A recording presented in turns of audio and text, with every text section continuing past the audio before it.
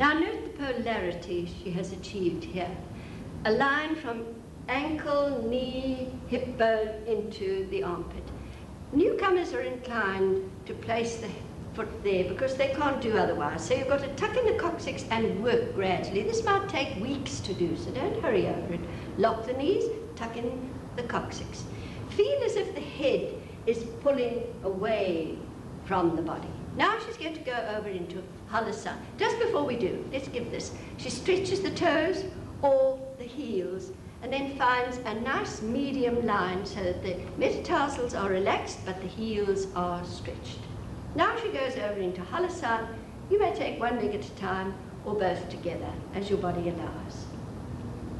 The spine must be kept straight, but if there is a feeling of too much tension behind the neck, this helps just to tiptoe a little nearer the head. Now also, you might find this too uncomfortable.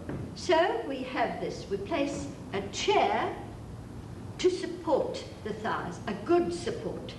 And there is lovely comfort. She's stretching the body and easing the legs. To come out of it, you place your hands on the floor. She anchors the head to the floor by pointing the chin to the ceiling, brings the buttocks down to the floor. And then she will give a recovery pose, which is from a sitting position. She leans back on her elbows, arches the body to place the top of the head on the floor, and there it is. You can intensify the pose by lifting the feet slightly off the floor and taking the hands up, but that's your choice. Right, now join us. Create your shelf and lie down. That shelf must be to your choice. 1 inch, 2 inches, 3 inches if you want. Just keep the cervical area free off the floor. Sit on your hands, breathe in, breathe out and swing the legs right over until the feet touch the floor. Now, interlace the fingers at the back, bear down with the hands, bringing shoulder blades together. Then support the back as you bend your elbows and raise the legs up to the perpendicular. Dig in the coccyx, stretch the legs. Feel as if your head is pulling away from the body, although the chest is being pushed up to the chin. You have to continually adjust your elbows to keep that extension there. The moment the elbows widen, you've lost your support. Now, go over into Halasan. Holding it on the coccyx, take the legs out one at a time if you want to, until the feet touch the floor. Rest them over a chair as we showed you, but strive to keep the line of the spine straight, perpendicular line. Keep working on the elbows. Rest lightly on the feet. Now you can stay in this pose as long as you like. 10 minutes a day is very good, but we're running out of time.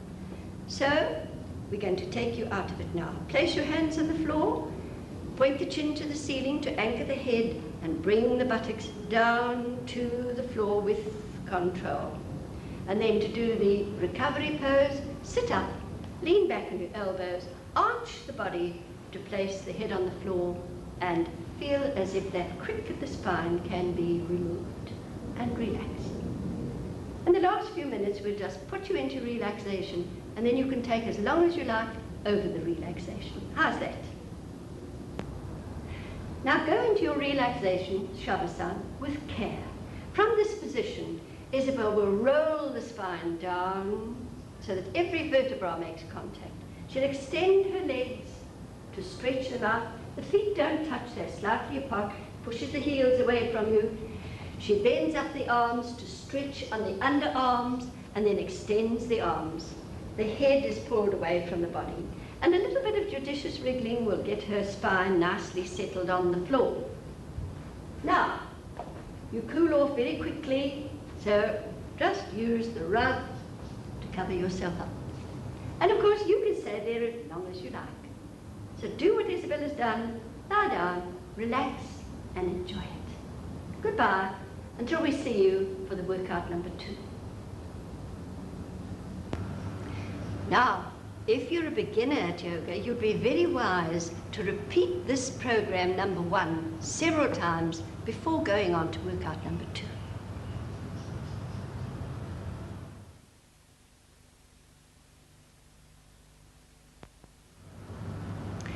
Hello, ready for workout number 2? Now you stand in Tadasana and breathe and watch while we demonstrate 2 poses now. Trikonasana and straight into Ardha Chandrasana. Right, breathe in, we take the feet apart, turn them and go into Trikonasana. When we're satisfied we've done it to our best ability, we'll move quietly into Ardha Chandrasana, the half move.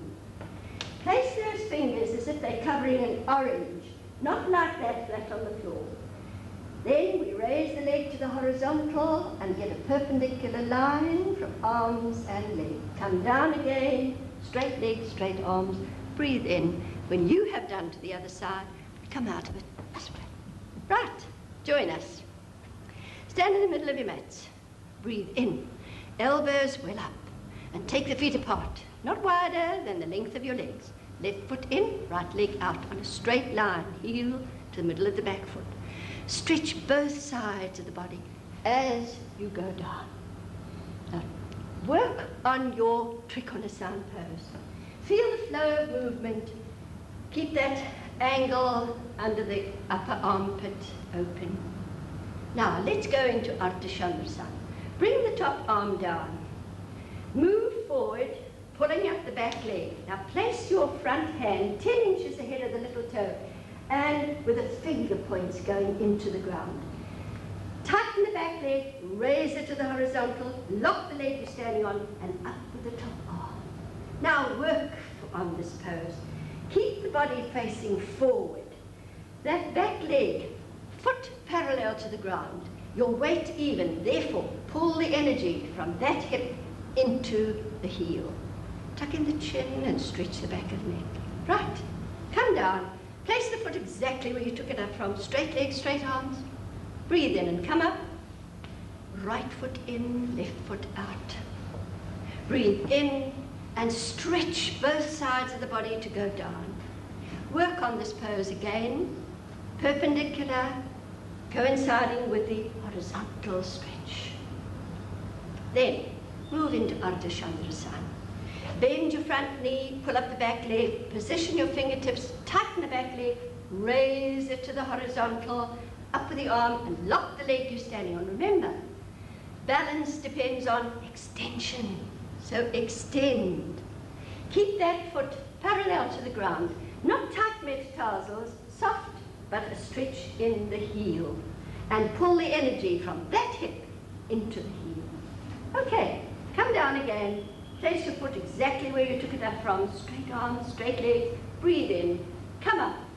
Turn to the front and lightly jump together. Stand in Tadasana and breathe. And we'll all together do Utthita Parshvakonasana. No demonstration needed this time. Right, standing in the middle of your mats. Breathe in, elbows up, shoulders back, and take a wide jump. Left foot in, right leg out. Keep your body centered between heels. Breathe in, descending the buttocks, flex the front there, flex it, till you've made a perfect square. Come down to take your ease. Stretch the spine, revolve, not only shoulders, but hip as well. Complete. Right hand down, grasping the ankle, left hand opens out. The little toe edge of your left foot, push it down to the floor. Lock the knee of that left foot and keep on revolving the shoulders. Breathe in and pull up. Take your feet to the other side. Left heel hits a straight line to the middle of the back foot. Breathe in, flexing the left knee, descend the buttocks until you formed a perfect square. Knee above heel, bottom of the thigh, perpendicular to, parallel to the floor. Take your ease. Stretch. Revolve, look up, and complete. Stretch. Now work at the pose. Balance between the two heels. As much energy down to your right heel as there is on the left side. Don't have all your weight to the left. And to pull up with breathing in, come up. Turn to the front and lightly jump the feet together. Stand in Tadasana and watch while we demonstrate the next pose. And again, we will run one pose into the other. Virabhadrasana, 1 into 3. Are you watching? Now, they jump wide, leave your feet. Then they take the hands down and up as they breathe in and make a complete turn to the right, adjusting their feet to walk on a path. Now, they join the palms and stretch up the inner arm. And as they breathe out, flex the front knee to form a square. Attention to the back leg to stretch it. Now they're going to go into the balance. They breathe in, stretch up, breathe out, and note it's like a seesaw movement. When that leg comes up, this one gets strengthened. Note the straightness of the body. And here's a tip. That toe pointed down to that heel, head between the arms. Right, they come back again. Now, they keep that knee bent while they raise arms and trunk, part the arms, stretch up, turn to the front. And when you've done to the other side, this is the way you come out of it. First, stretch the arms down as you breathe out, and then you jump the feet together. Right, join us. From the middle of your mats, leading the hands, jump wide with the feet. Now, imitate their actions. Take shoulders back, bear down with the hands. Breathe in. You'll see that's giving a good exercise to the wrists. Check that your hands are no wider than the shoulders, and with a whole movement, turn the body. Adjust the feet to walk on a path. Strengthen that back leg. Join palm to palm. Keep your chin parallel to the ground. Tuck in the tummy. Tuck in the coccyx. Breathe in. Flex the front knee. Now, stretch the inner arms, but when you come forward, transfer to the outer arms like this. Breathe in. Breathe out, and the seesaw action is there, head between the arms. Now, transfer that action to the outer arms and point that big toe down to the heel.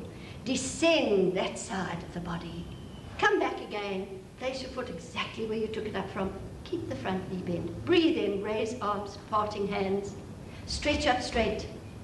Turn completely to the other side. Breathe in.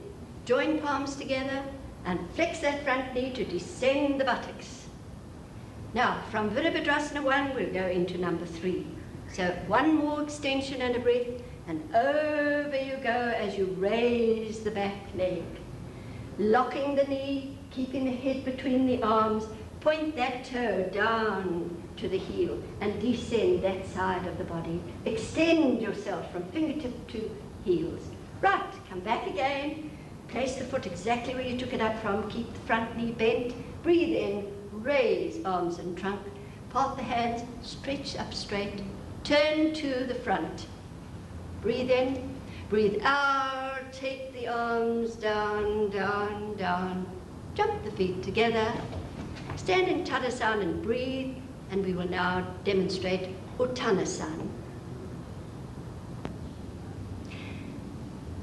Thalma and Isabel are standing in a good Tadasana, feet slightly apart, about an inch or two, gives better balance. Coccyx tucked in, sternum lifted, chin parallel to the ground, shoulders well back.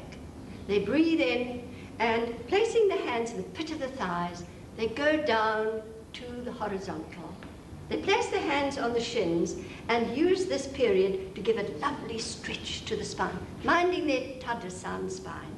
And then they continue down, down, down, placing the hands on the floor. Now, they don't actually bend at the neck, but they just let the head hang down and let the energy flow. If you could see them at the back, you'd see that there's a complete flatness here behind the thighs, the way the thighs are working, the knees locked tight.